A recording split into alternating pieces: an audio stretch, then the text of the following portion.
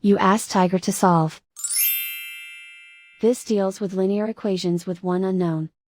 The final result is x equals 8/5. Let's solve it step by step. Group all constants on the right side of the equation. Subtract 8 from both sides. Simplify the arithmetic.